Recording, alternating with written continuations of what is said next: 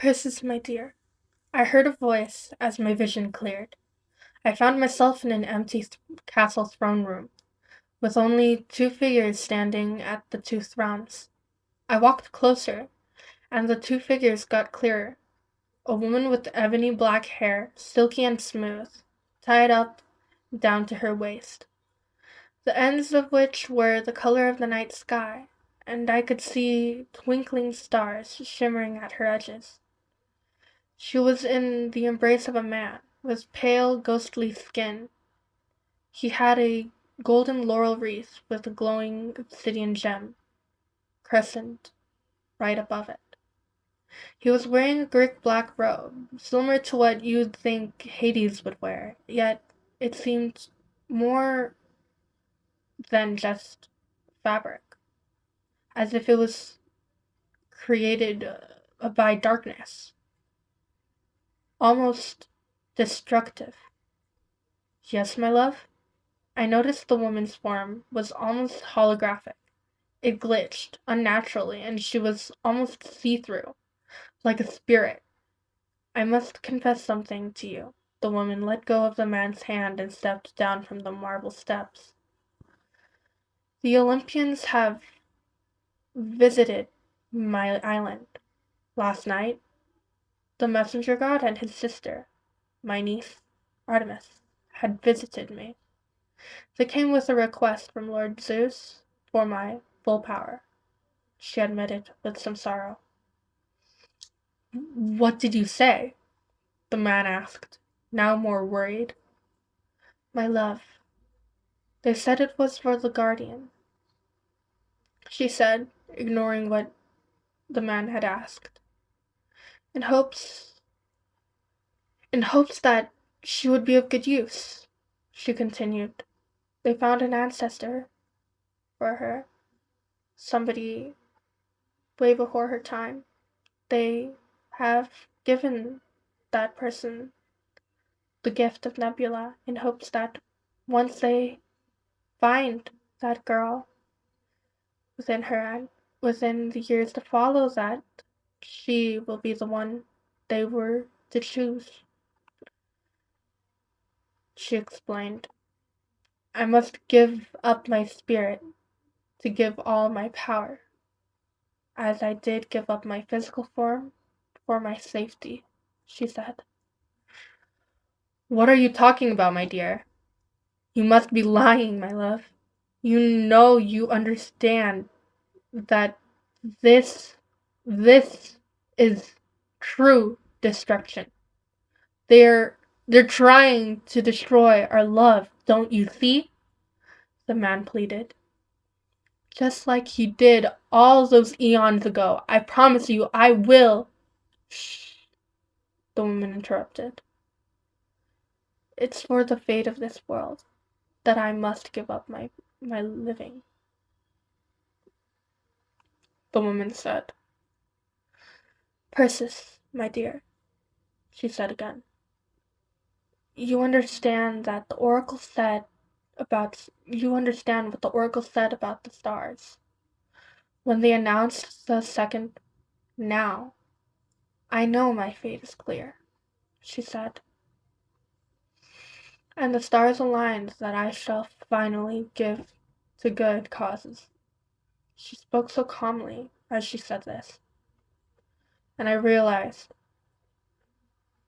that she was speaking so calmly about her demise. But the man stopped himself. How must our love diminish like this? And you'll leave Hecate. She's old now. Yes, but you'll leave her too. He choked back a sob. Hecate is wise beyond comprehension. She's mastered magic. She's within Hades' court. She will sustain herself. And you are the personification of death. You will be okay. You will be distraught, but this will be for the fate of this world, she assured. She sighed, and a spear appeared in her hand. Alas, when immortals are faced with an end so clear, it is beyond mortal bonds. We may be unkillable to mortal factors, but there are things even gods fear. And I guess that, when faced with death,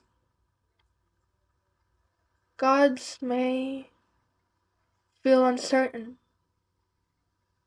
I have but to fear the uncertainty for being transferred. I'll be in the land of the mist, where all lost gods go. She paused and turned above to the sky. The throne room didn't have a roof. The stars were exposed in the glimmering glory.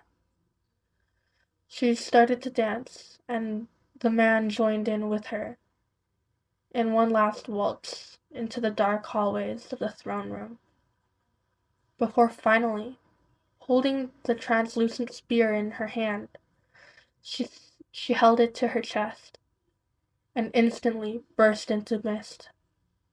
The god, Perseus, ran towards the mist as it materialized into a single crystal in the shape of a star that seemed to radiate pure feeling, like a wish, an aspiration of hope. Asteria, my dear. He took the crystal to his chest and sobbed. Suddenly, I felt something look and watch me. You see now, my love is distraught and in pain of heartbreak. And he gave my power to Zeus that same day or night. A voice said to me, and I turned around to find the woman, the same woman. This time, she was even more like a spirit. I could barely see her face through a misty cover and in the veil. She walked ghostily towards me, and the whole entire room seemed to pause. I am Asteria, the goddess of stars, and I was his hope, the hope in destruction. I was his wish, and you,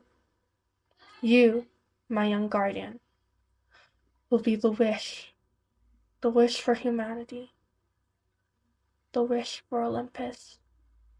Do not fail me, my dear. Before I could reply, the vision of the woman diminished and poofed into smoke, and her voice echoed into my ear. Do not fail me. Do not fail me. My vision went black, and I woke up in a cold sweat.